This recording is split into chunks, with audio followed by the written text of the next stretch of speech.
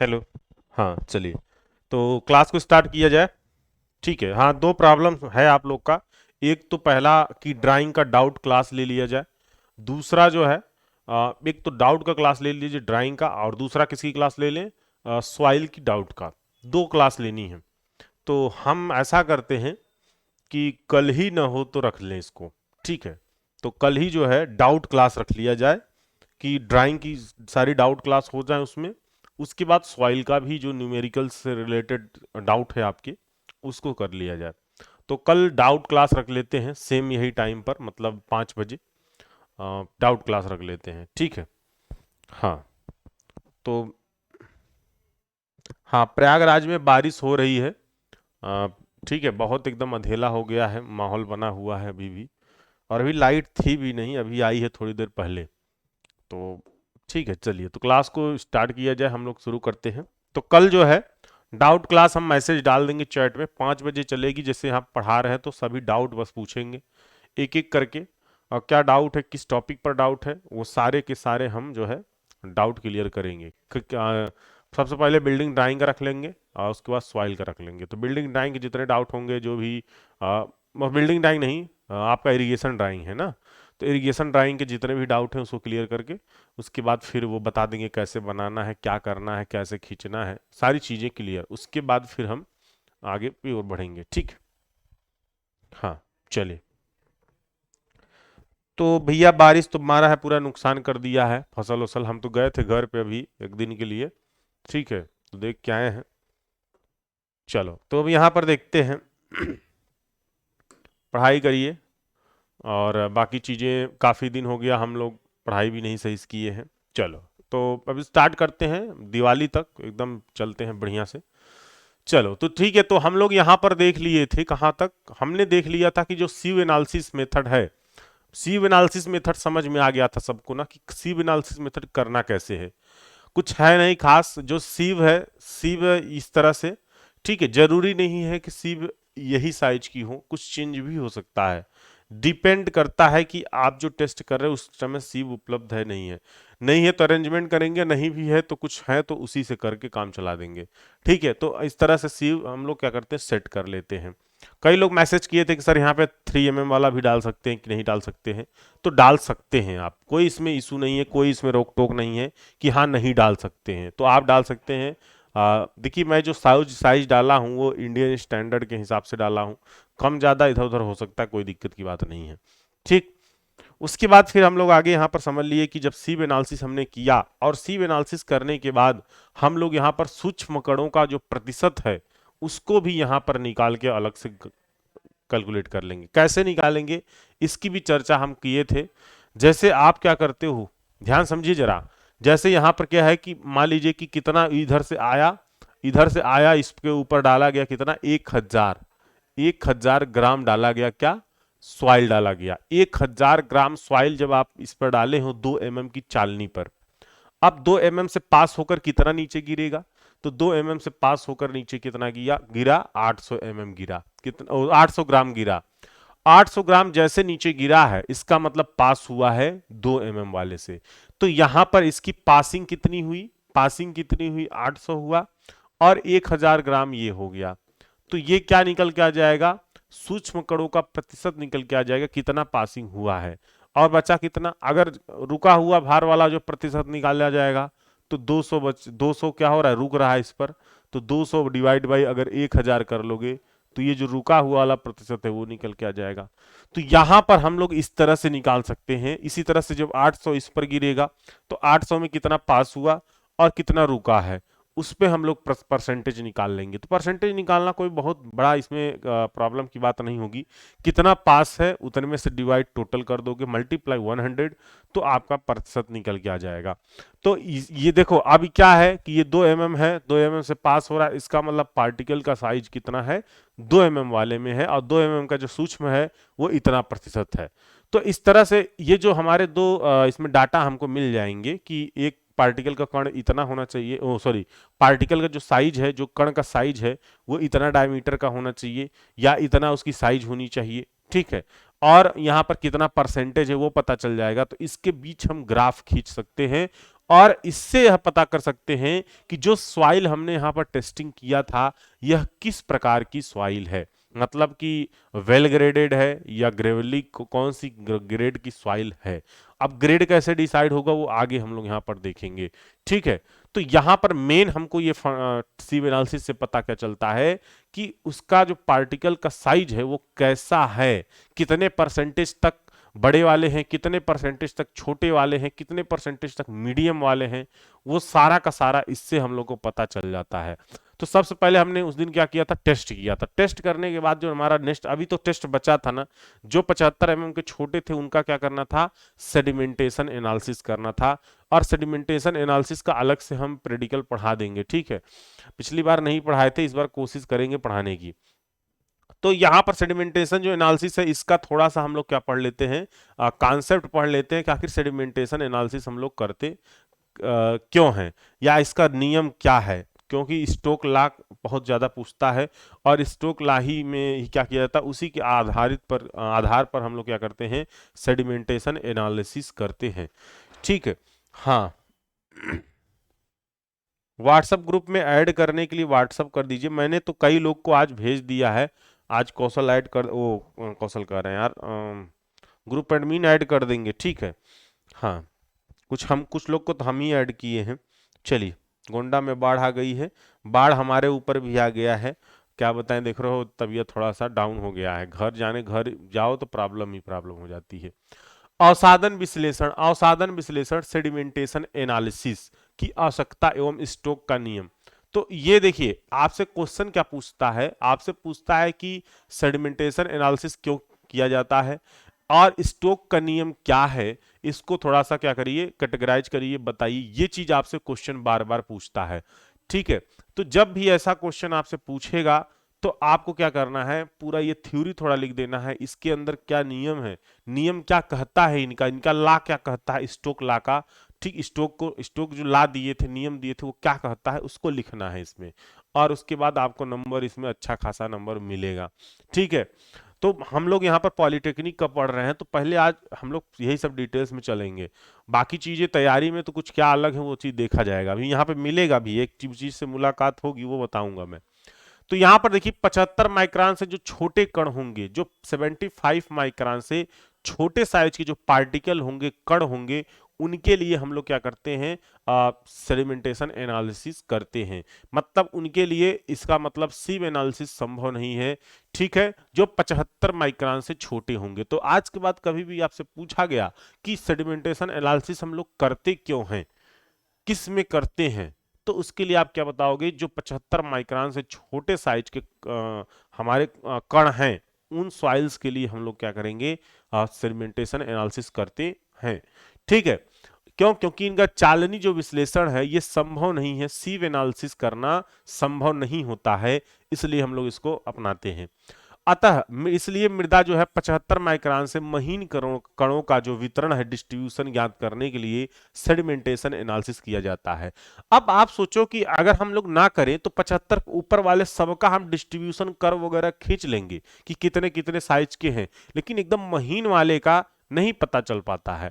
तो उसके लिए हम लोग क्या करते हैं, यहाँ पर सेडिमेंटेशन एनालिसिस करते हैं। तो ये पूरा बहुत बड़ा दो तरीके से किया जाता है, इसके इसके मेथड दो हैं, जो ये पूरा मेथड करके प्रेडिकल किया जाता है। हाइड्रोमीटर मेथड है और एक और है, तो उसको हम पूरा डिटेल्स में अलग से ले लेंगे क्लास, ठीक है, इसमें जरूरत नहीं है। इसे गीला विश्लेषण वेट एनालिसिस भी कहते हैं, तो इसको याद रखिएगा, इसको वेट एनालिसिस गीला भी कहा जाता है। क्यों, क्योंकि ये इसको पानी में डालकर तब किया जाता है, ठीक है। इस एनालिसिस के लिए 75 माइक्रोन से अंश का जल में निलंबन सस्पेंशन बनाया जाता है। तो जो 75 माइक्रोन के महीन कण है ना, उनको क्या किया जाता है, डुबोया जाता है किसमें, पानी में, ठीक है। और उसमें भी और थोड़ा वैक्यूम वगैरह करके, प्रेशराइज्ड करके, तब इनको क्या किया जाता है, देखा जाता है कि वो सस्पेंड मतलब बैठ रहे हैं कि नहीं नीचे। सस्पेंशन मतलब क्या, निलंबन का ये मतलब होता है पार्टिकल के जो है पानी में कितना बैठाव है, नीचे बैठ रहा है कि नहीं, धीरे धीरे जाएगा नीचे बैठेगा। आप धूल मिट्टी को डालिए जरा सा पानी में, देखेंगे छोटे छोटे पार्टिकल होते हैं, वो धीरे धीरे जाकर बहुत टाइम लेते हैं, 1-1.5 घंटा 2 घंटा, फिर नीचे बैठते हैं, ठीक है। तो इसी तरह से इसमें भी होगा। इस एनालिसिस ये लिखिए यहाँ पर, यह कर दीजिएगा, इसे नहीं होगा। यह एनालिसिस जो है नियम क्या होगा, ये एनालिसिस स्टोक नियम स्टोक लॉ पर आधारित है। तो जितने ये रूल्स हैं कैसे किया जाएगा, ये स्टोक लॉ पर आधारित होता है। तो हम डायरेक्टली कह सकते हैं कि सेडिमेंटेशन एनालिसिस जो है किस पर डिपेंडेंट होता है, स्टॉक लॉ पर डिपेंड होता है। किस पर? स्टॉक लॉ पर डिपेंडेंट होता है। तो आपसे क्वेश्चन पूछेगा एमसीक्यू में भी, अगर कभी कंपटीटिव एग्जाम देते हैं तो सेडिमेंटेशन एनालिसिस जो है आधारित है स्टोक लॉ, तुरंत ऑप्शन में आ जाना चाहिए आपके। ठीक है, उसके बाद यहां पर देखेंगे जो स्टोक लॉ है, आखिर स्टोक लॉ होता क्या है, इसको समझना है। स्टोक लॉ होता क्या, देखिए स्टोक लॉ कहता क्या है कि स्टोक नियम, स्टोक लॉ क्या कहता है कि इस नियम के अनुसार क्या है कि द्रव में जो निलंबन है, जो द्रव में निलंबन मतलब द्रव में जो सस्पेंशन हो रहा है, जो लिक्विड लिक्विड एक तरह से ले लीजिए पानी जैसे, उसमें जो सस्पेंशन में उपस्थित जो कण है, जो पार्टिकल है, जैसे सपोज दैट आप क्या करिए, यहां पर भी बना हमने समझाया था कि ये हमारा क्या, कोई पात्र ले लीजिए, गिलास ले लीजिए, क्या है, पात्र है, गिलास है, और इस गिलास में क्या करिए, आपको धूल को डालिए या मिट्टी को डालिए। जब आप इसमें मिट्टी को डालेंगे, धूल को डालेंगे, तो आप यहां पर पानी भरा था, और पानी जब भरा था आप जैसे डालोगे तो धीरे धीरे क्या होगा, ये इसका जो पार्टिकल है ना, ये नीचे आके जमना स्टार्ट कर देंगे। ठीक है, क्या करेंगे, जमना स्टार्ट कर देंगे इसके नीचे धीरे धीरे। और आप ऐसे लेट कर देखिए बड़ा ध्यान से, तो उसमें क्या होता है कि इसमें जो है छोटे छोटे छोटे छोटे कण जो है एकदम नीचे बैठना स्टार्ट कर देंगे, धीरे धीरे धीरे धीरे बैठते रहते हैं। इस प्रकार से क्या होता है, सस्पेंशन होना मतलब निलंबन होना स्टार्ट हो जाता है, बैठना स्टार्ट हो जाता है। तो द्रव में निलंबन में उपस्थित कणों की बैठाव की दर, जो रेट ऑफ सेटलमेंट है, किस रेट से, किस दर से वो सेटलमेंट हो रहा है, ठीक है, इन तत्वों पर क्या करता है, निर्भर करता है। ठीक है, तो निम्न तत्वों पर निर्भर करेगा ये जो सेटलमेंट है। तो कौन कौन से तत्व पर सेटलमेंट निर्भर करेगा, इनका कहना है कण का आकार, कण का घनत्व, कण का परिमाप। तीन चीजें हैं, पार्टिकल का जो शेप है, पार्टिकल का जो शेप है, पार्टिकल का जो डेंसिटी है, और पार्टिकल का जो परिमाप है, पार्टिकल का जो साइज है। इस तरह ये तीन हमारे तत्व होते हैं जिन पर डिपेंड, क्या डिपेंड करता है, रेट ऑफ सेटलमेंट, कि सेटलमेंट का जो दर है कि कितना तेजी से सेटल हो रहा है या नहीं हो रहा है, किस रेट से सेटल हो रहा है, उसको अगर हम देखें तो वो तीन हमारे ऐसे पॉइंट्स हैं, उन पर डिपेंड करेगा कण का आकार, पार्टिकल का शेप। अब आप सोचो कि यदि पार्टिकल का शेप क्या हो, यदि गोला हो, क्या हो, शेप, उनका आकार यदि गोला हो, पार्टिकल का, कण का आकार गोला हो, तो क्या जल्दी बैठाव नहीं होगा, हो जाएगा। कण का अगर जो साइज शेप है अगर यदि गोला शेप में हो तो जल्दी से क्या होगा, सेटल होगा। लेकिन अगर इधर उधर साइज का हो तो जल्दी से सेटल नहीं होगा, टाइम लगेगा। तो क्या हो रहा है यहां पर, रेट ऑफ सेटलमेंट क्या हो रहा है, यदि गोला है तो क्या होगा, इंक्रीज हो जाएगा। यदि ये क्या हो, गोला हो, तो रेट ऑफ सेटलमेंट क्या करेगा, इंक्रीज करेगा। तो इससे भी एमसीक्यू क्वेश्चन बनता है अच्छा खासा कि सेडिमेंटेशन एनालिसिस में पार्टिकल साइज जो है क्या है, गोला हो, तो क्या रेट ऑफ सेटलमेंट इंक्रीज करेगा कि डिक्रीज करेगा। तो कि उस कंडीशन में क्या होता है, इंक्रीज करता है रेट ऑफ सेटलमेंट, जो हमारा बैठाव की दर है। ध्यान समझते रहिए। और उसके बाद अगर बात करें कि कण का घनत्व, डेंसिटी, अब आपको पता है डेंसिटी क्या चीज होती है, mass upon volume per unit volume, कि एक यूनिट हमारे वॉल्यूम में कितना जो है उसका मास है, ठीक है, द्रव्यमान है। अब ये इसका मतलब है कि जितना ज्यादा अगर हम कहें कि डेंसिटी है तो उतना ज्यादा क्या है, वह ठोस होती चली जा रही कोई वस्तु, उनके पार्टिकल क्या है, आपस में सटे हुए हैं। तो अगर यहां पर हम कहें कि कण का जो घनत्व है, जो कण है वो ज्यादा देखें तो वजन टाइप के हैं, ठोस टाइप के हैं, तो इसका मतलब वहां पर क्या होगा, सेटलमेंट तेजी से होगा, रेट ऑफ सेटलमेंट इंक्रीज होगा। यदि यहां पर पार्टिकल साइज क्या होगा, इंक्रीज हो, और डेंसिटी पार्टिकल की इंक्रीज होगी, तो रेट ऑफ सेटलमेंट क्या करेगा, इंक्रीज करेगा। रिलेशन समझ में आ रहा है कि नहीं समझ में आ रहा है, रिलेशन समझ में आ रहा है कि नहीं समझ में आ रहा है। देखिए जितना ज्यादा ठोस होता चला जाता है कोई मटेरियल, उसकी डेंसिटी बढ़ती चली जाती है। क्यों? क्योंकि उनके उतने ही आयतन में, एक यूनिट ही आयतन में उनका जो द्रव्यमान है वो अधिक होता चला जाता है।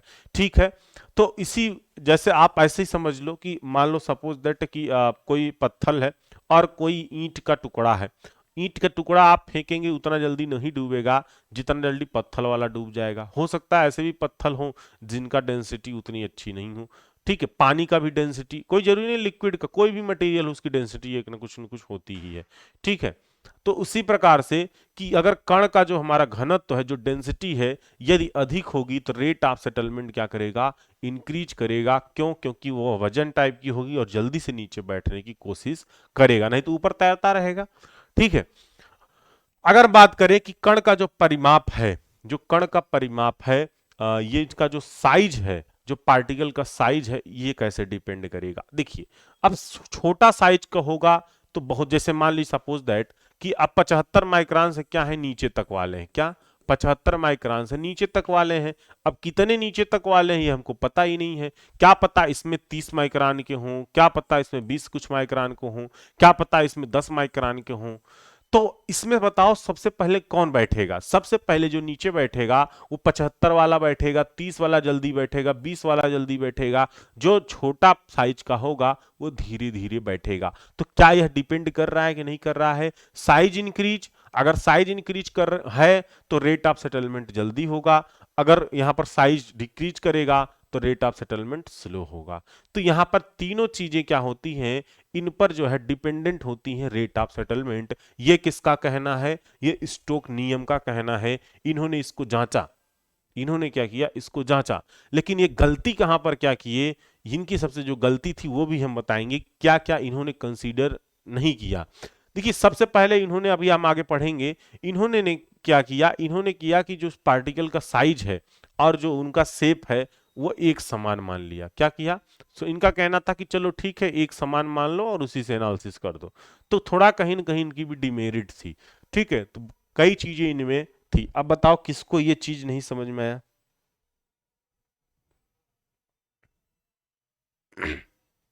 45 माइक्रोन की सीप कह रहे नहीं आती, हमने कब कहा कि नहीं आती है, आता है। मैंने बताया भी था आपको कि 45 माइक्रोन का आता है, बट हम लोग टेस्ट में नहीं कंसीडर करते हैं। इंडियन स्टैंडर्ड में 45 माइक्रोन को हम लोग कंसीडर नहीं करते हैं, ठीक है। ये कोड के अनुसार बताए थे, आता है, ले जाओ बैठकर दिन रात चालते रहो, ठीक है, पता नहीं चल। जब हम 75 के नीचे वाले को हम क्या कर रहे हैं, सेडिमेंटेशन कर ले रहे हैं, तो 45 का जरूरत है क्या हमको सीव का, क्या सीव का जरूरत है क्या। जब 75 के नीचे हम लोग सेडिमेंटेशन कर सकते हैं, सेडिमेंटेशन मेथड हम लोग अपना सकते हैं 75 के नीचे, तो हमें 45 की जरूरत क्या है, सीव की जरूरत है क्या, नहीं कोई जरूरत है, ठीक है, इसीलिए हम लोग नहीं करते हैं। एक बार सेव से रिलेटेड बता दीजिए। देखो अब क्या है ना, इसको और थोड़ा डिटेल्स में चलो, डिटेल्स में अगर चलने की बात अगर हम करें, थोड़ा सा समझना बहुत जरूरी है। हम ज्यादा से ज्यादा क्लास लेके कवर करेंगे वो हमें मंजूर है, लेकिन समझना बहुत जरूरी है। जैसे जैसे सपोज दैट क्या है कि ये हमारा कोई पात्र है, ठीक है, पात्र है। अब जरा आप सोचो कि ये पात्र में अगर हम लोग बात करें कि जो पार्टिकल का शेप है, शेप की बात हो रही, क्या शेप की बात हो रही है, आकार की बात हो रही है। समझ रहे हो ना, साइज और शेप में दोनों में अंतर समझ रहे हो ना। आकार गोल मटोल, त्रिभुजाकार, कई तरीके के पार्टिकल के आकार हो सकते हैं, लेकिन साइज क्या है, बड़ा छोटा इस तरह से हो सकता है। जैसे अगर इस तरह से कहोगे तो क्या है, ये इस तरह से बड़ा है, छोटा हो जा रहा है, तो ये क्या है, साइज छोटा बड़ा हो रहा है। अब हम कहें कि जो शेप है, शेप की अगर बात करो तो क्या है, ये गोला है, ये गोला है, ये गोला है, ये गोला है। हम कहें ये थोड़ा सा ट्रायंगुलर टाइप इस तरह से है, इस तरह से है, इस तरह से है, इस तरह से है, इस तरह से, अलग अलग शेप है। लेकिन अब आप जरा सोचो कि यदि ये वाला हम लोग साइज का शेप का उठा लें, ये वाला पार्टिकल, छोटे छोटे कण, महीन कण हमारे आंखों से बड़ा नग्न होते हैं, ये दिखते बहुत कम है, ठीक है। अब हम लोग क्या करें, इसको उठाकर इसमें पानी में डालें, और जब यहां पर डालोगे तो ये ऐसे ऐसे अलग अलग इस तरह के साइज के होंगे। तो आप देखोगे कि जो पार्टिकल होते हैं ना, ऐसे आके सीधे नहीं नीचे, कभी नहीं नीचे बैठते। कभी भी कोई पार्टिकल बहुत वजन होगा तभी वो डायरेक्टली ऐसे नीचे टप्प से डूब जाएगा। कैसे, टप्प से ऐसे डूब डूब जाएगा कोई पार्टिकल, वजन होगा अगर, जिनकी डेंसिटी अधिक होगी। लेकिन जो बहुत हल्के पार्टिकल होते हैं वो कभी भी ऐसे डायरेक्टली टप्प से नहीं डूबते। वो कैसे डूबते हैं, वो ऐसे रोटेट करते हुए डूबेंगे। कैसे, ऐसे रोटेट करते हुए धीरे धीरे धीरे धीरे देखना डूबते हैं। जब कभी भी आप डालो, ठीक है, पानी में मिट्टी। अब ये क्या होगा, जब गोल मटोल रहेगा, अगर ये गोल मटोल ऐसे है, मान लीजिए ऐसे ऐसे, तो ये क्या करेगा, रोटेट करते हुए जल्दी जल्दी नीचे आएगा। तो क्या हो रहा है, रेट ऑफ सेटलमेंट क्या कर रहा है, इंक्रीज करेगा, मतलब जल्दी से नीचे बैठना लगेगा, अगर गोल है, क्या है, गोल है। और यदि गोल नहीं है, अदर अदर शेप के हो सकते हैं आकार के, तो ये जल्दी से नीचे नहीं आएगा। क्यों, क्योंकि वो रोटेट करके जाता है ना धीरे धीरे, तो वो नहीं कर पाएगा रोटेट। इसमें क्या होगा, रोटेशन अधिक होगा तो जल्दी जल्दी रोटेट करके आएगा, नीचे बैठ जाएगा। ठीक है, ऐसे टप से नहीं डूबेगा। टप से वही डूबता है जिसमें क्या है, डेंसिटी अधिक होगी, घनत्व अधिक होगा। ठीक है, हाँ।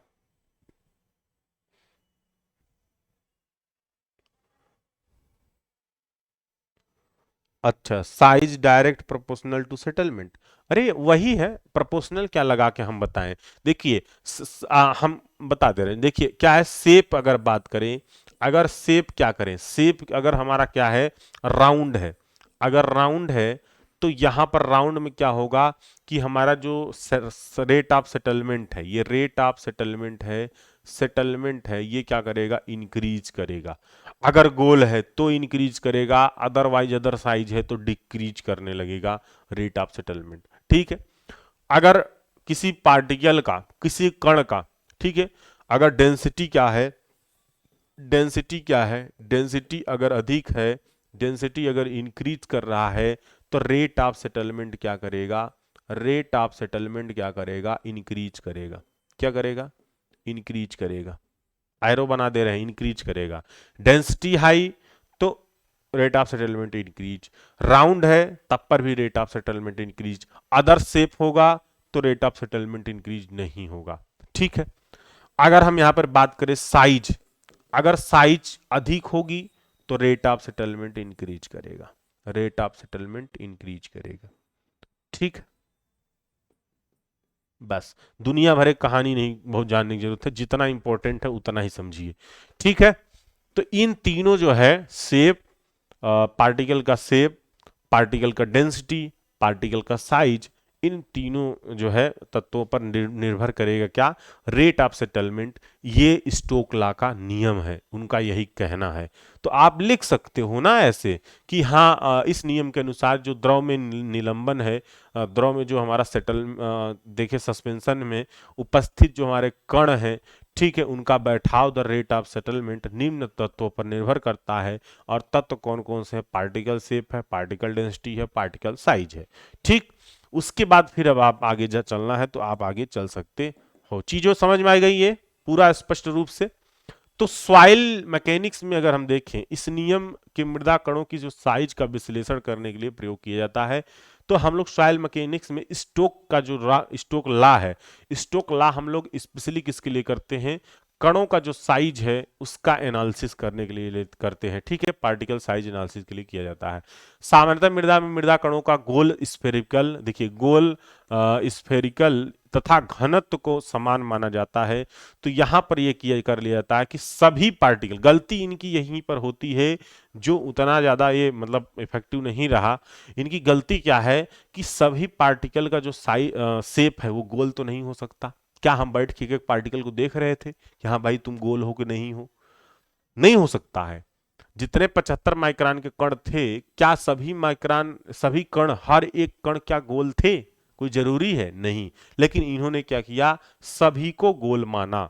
अगर आपसे पूछा एमसीक्यू में कहीं पर कि स्टोक लॉ में क्या सभी कणों कणों को गोल माना जाता है, तो आपको क्या उत्तर होगा, हाँ सभी कणों को यहाँ पर गोल माना जाता है, गोल मान लिया जाता है। ये क्या किए, समान माने सभी कणों को, और सबकी डेंसिटी को भी समान मान लिए। क्या जरूरी है हर एक कण का डेंसिटी समान हो, नहीं। क्यों, क्योंकि उसमें हर अलग अलग साइज के हैं, और जरूरी नहीं है कि सबकी डेंसिटी समान हो। तो इन्होंने यह भी मान लिया कि हाँ भाई सभी की डेंसिटी क्या हो, समान हो। इस इन मान्यताओं के आधार पर जो हमारे मोटे कण हैं और महीन कणों की अपेक्षा शीघ्र बैठते हैं, तो अगर हम लोग इसमें देखें तो जो मोटे कण होंगे वो जल्दी बैठेंगे, जो महीन कण हैं वो स्लो बैठेंगे, तथा सस्पेंशन में या निलंबन में कणों की जो बैठाव की दर है कण के साइज के वर्ग के समानुपाती होता है। तो जो ये इसका जो रेट ऑफ सेटलमेंट है ये किसके साइज के, जो पार्टिकल साइज है उनके वर्ग के समानुपाती होगा, जो पार्टिकल साइज का डाया होगा उनके वर्ग के समानुपाती होगा। तो स्टोक के नियम के निलंबन में कणों के बैठाव की गति अगर हम लोग ज्ञात करें कि कितना तेजी से वो नीचे आ रहा है बैठने के लिए, जो यहाँ पर पार्टिकल है ये कितना जल्दी से नीचे आ रहा है, किस स्पीड से, वेग इसका क्या होगा, नीचे बैठने की जो दर है इसका वेग हम लोग अगर ज्ञात करें तो v equal to 2/9 R square gamma S minus gamma W नीटा, इसका डेरिवेशन होता है तब ये आता है। मैं डायरेक्टली लिखा हूँ, आपको जरूरत नहीं है इसको, ये कभी आपसे पूछेगा नहीं न्यूमेरिकल, इससे ना ही कभी इसमें आएगा, यहाँ पर नहीं आएगा। जब आप इंजीनियरिंग सर्विसेज की तैयारी करोगे तो वहां पर ये से पूछेगा, एसएससी जेईई वगैरह में भी ज्यादा नहीं पूछता इससे, ठीक है। v/1/18 D square gamma S minus gamma W upon नीटा, ठीक है। तो ये हमारा जो है स्टोक नियम का जो है सूत्र है। इसमें जो हमारा v होगा वो क्या है, बैठाव की दर है सेंटीमीटर पर सेकेंड में, ये मेन फाइनल फार्मूला है, याद कर लो, चाहे कभी कभी जैसे कहीं लिखना हो आ गया तो बैठाव की दर क्या है सेंटीमीटर पर सेकेंड, डी क्या है इसमें कण का जो डाया है, जो पार्टिकल का डाया है, गामा यस ठोस कणों का घनत्व तो हो गया सॉलिड डेंसिटी, और वो क्या हो गया कि हमारा जो है पानी की डेंसिटी, वाटर की डेंसिटी गामा डब्ल्यू, नीटा क्या है पानी की जो विस्कोसिटी है वो हो जाएगी। और उसके बाद ये हमारा, इससे हम लोग क्या निकाल सकते हैं कि जो वेग है, जो विलासिटी है, जो हमारा सेटलमेंट हो रहा है कण, उसकी विलासिटी हम लोग स्टोक लॉ से निकाल सकते हैं। स्टोक लॉ का फार्मूला ये रहा, ठीक है। अब इसके बाद हम लोग बात करें, हाँ, जो खास याद करने वाली चीजें हैं कंपटीशन में पूछता है, वो ये पूछता है, क्या पूछता है, ये पूछता है कंपटीशन एग्जाम में, ये पूछता है, ठीक है। क्या उनका डाया जो है यही तो है ना कॉन्सेप्ट उनका, जो स्टोकला का, कि यहाँ पर जो कहा गया, क्या कहा गया, जो उनकी विलासिटी है, जो मृदा कण के बैठाव के दर का जो वेग है, ठीक है, वो वेग किसके समानुपाती होगा, जो पार्टिकल साइज है उसके वर्ग के समानुपाती होगा। ये क्या किसका कहना है, स्टोक लॉ के नियम के अनुसार है, ठीक है। यदि मृदा कणों का जो निलंबन पानी से बनाया जाता है तो वहां पर हम लोग सस्पेंशन किस में कर रहे हैं, वाटर में कर रहे हैं, तो gamma W 1 gram per CC, इसी प्रकार गामा एस इक्वल टू जी हो जाएगा यहाँ पर। तो देखिए ये कैसे आया, समझ में आया ना, क्योंकि जी जी इक्वल टू क्या होता है, गामा एस अपान गामा डब्ल्यू होता है, ठीक है। ये मैं पढ़ाया हूं इसीलिए ये सारी चीजें पढ़ा दिया हूं, ठीक है। गामा डब्ल्यू इक्वल टू अगर 1 हो जाएगा तो gamma g equal to gamma s होगा कि नहीं, सॉलिड डेंसिटी, तो ताई सॉलिड डेंसिटी यहाँ पर होगा कि नहीं, जी इक्वल टू एस। तो यहाँ पर अगर gamma equal W equal to 1 gram per CC हो जाता है तो यहाँ पर 1 पुट करोगे तो जी गामा एस हो जाएगा, क्यों, क्योंकि हम लोग सस्पेंशन किस में कर रहे हैं, पानी में कर रहे हैं। इन मानों को इक्वेशन 1 में रखते हुए तो gamma s equal to g equation 1 जो ऊपर था उसमें हमने पुट कर दिया, तो वहां से निकल के क्या आया, v equal to 91.5 d square. 91.5 को यहाँ से हटा दो, अगर हम लोग डायरेक्टली देखें तो v equal to d square directly proportional में आ जाएगा। तो यही आपसे बार बार वह पूछता है, भारत पूछता है, ठीक है। कहीं भी क्वेश्चन यही पूछेगा कि क्या उसके डायरेक्टली समानुपाती होगा, तो वहां पर ऑप्शन दिया रहेगा v directly proportional to d, v directly proportional to d square, v directly proportional to d/2, v directly proportional to d का whole cube.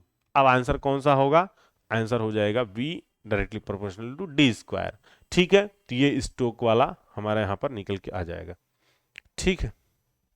Practically sir explain कीजिए, क्या प्रैक्टिकली इसमें स्टोक लॉ में क्या प्रैक्टिकली एक्सप्लेन करें, वो practical जो होता है वो हम लोग सेडिमेंटेशन एनालिसिस करेंगे तो उसमें प्रैक्टिकल देखेंगे, ठीक है। इसमें क्या प्रैक्टिकली करना है, पूरा डिटेल्स में तो आपको बता दिया रूल्स रेगुलेशन में, चलिए। अच्छा, अब वो जो इनका एजम्पशंस था वो एजम्पशंस को ध्यान रखिए, एजम्पशंस जरूर लिखने के लिए बोलता है कि अगर स्टोक नियम को बताइए और इनके एजम्पशंस को लिखिए, जो इनकी क्या है सीमाएं हैं उनको भी लिखिए, ठीक है। तो पहला जो एजम्पशन है बहुत इंपॉर्टेंट है भैया, मैं बता दे रहा हूँ, पूछता है एग्जाम में, एग्जाम में पूछता है, सोल्यूशन पेपर में दिखेगा आपको, पूछा हुआ होगा जरूर, हम दिखा देते हैं आपको, जरा सा यहाँ पे सामने रखा हुआ सोल्यूशन पेपर दिखा ही देते हैं।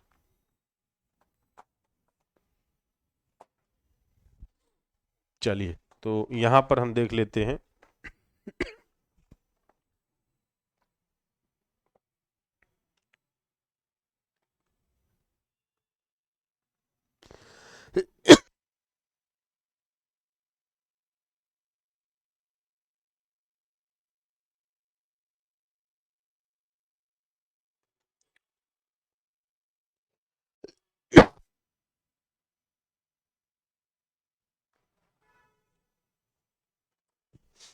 समझ में आया कि नहीं आप लोग को, ये बताइए। हम्म।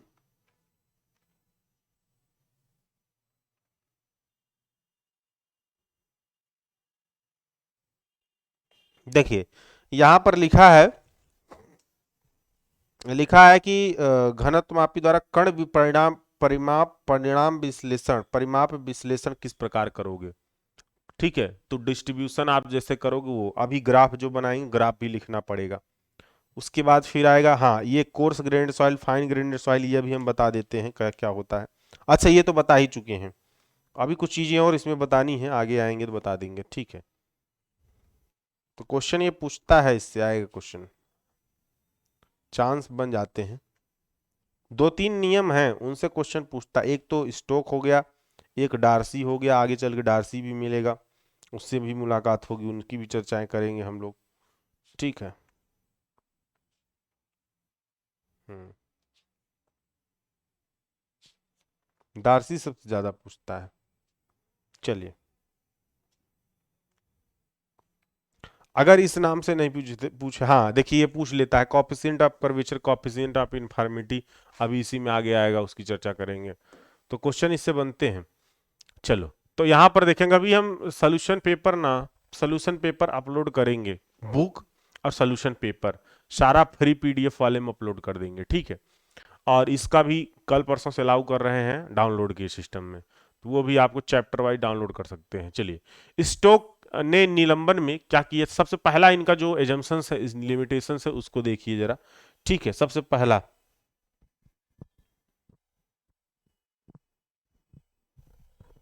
ठीक है। चलिए, हाँ पीडीएफ है, इसका डल जाएगा। पहला जो नियम है इनका, नियम क्या, सॉरी, लिमिटेशन क्या है इनके नियम का। तो इसमें क्या है, स्टोक ने जो सस्पेंशन या निलंबन में बैठने वाले कणों का गोलाकार माना, कणों को गोलाकार माना। तो मैंने पहले ही आपको बता दिया था कि इनको क्या किया गया है, सभी कणों को इन्होंने क्या किया, गोलाकार मान लिया। इनकी सबसे यही इनके सीमाएं जो हैं, मान्यताएं जो हैं, वो यही है कि इन्होंने क्या किया, सभी कणों को गोलाकार मान लिया। क्या जरूरी है सभी कण गोलाकार होंगे? ऐसा जरूरी नहीं है, गोलाकार नहीं हो सकते सभी कण, सब अलग अलग शेप के हो सकते हैं। लेकिन वास्तव में मृदा के कण सामान्यतः गोल न होकर नुकीले तथा चपटे होते हैं। तो कुछ गोले भी होंगे, कुछ नुकीले भी होंगे, कुछ चपटे भी होंगे। तो इन्होंने क्या किया, गोलाकार मान लिया। ठीक है, दूसरा जो इनका देखिए क्या सीमाएं हैं। तो स्टोक ने यह माना कि जो निलंबन है, जो सस्पेंशन है, इसमें एक समय में एक ही कण नीचे बैठता है। ये भी इनका एक डिमेरिट रहा कि इन्होंने क्या किया, इनका कहना है एक टाइम में एक ही कण नीचे बैठता है। अब आप सोचो जरा, आप प्रैक्टिकली खुद करके देखो। आप पानी में क्या करो, कण ऐसे धूल को डालो, धूल ले लीजिए, धूल ही 75 माइक्रोन से नीचे होगा, धूल मिट्टी का।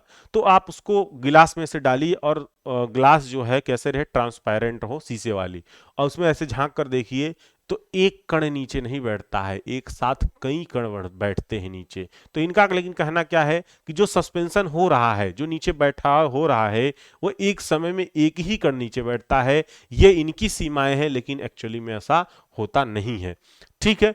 तीसरा जो इनका कहना है, स्टोक नियम में मृदा का कण, जो हमारा सॉइल का पार्टिकल है, कण, विशिष्ट गुरुत्व, औसत कणों का विशिष्ट गुरुत्व लिया जाता है।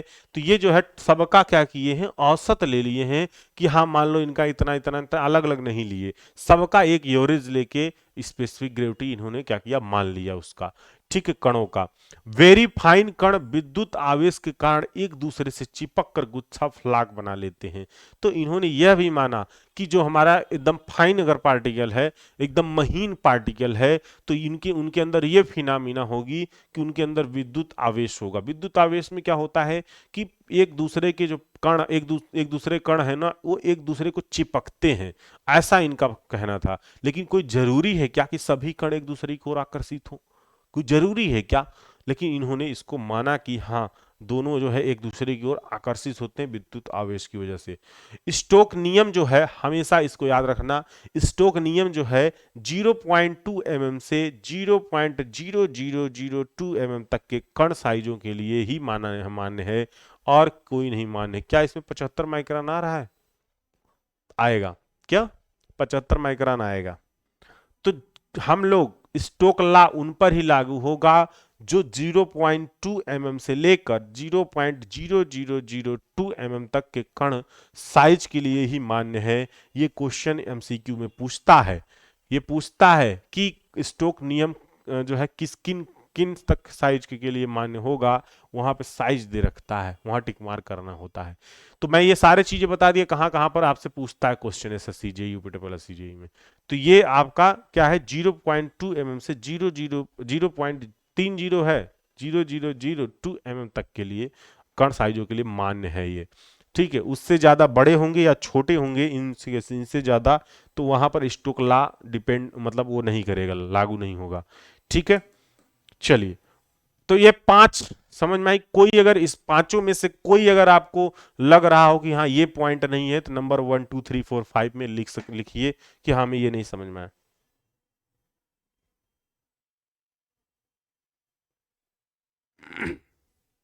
नहीं, दूसरे वैज्ञानिक इंजीनियर ने नहीं बताया। 3 1 3 4 3 3 ज्यादा दिक्कत है।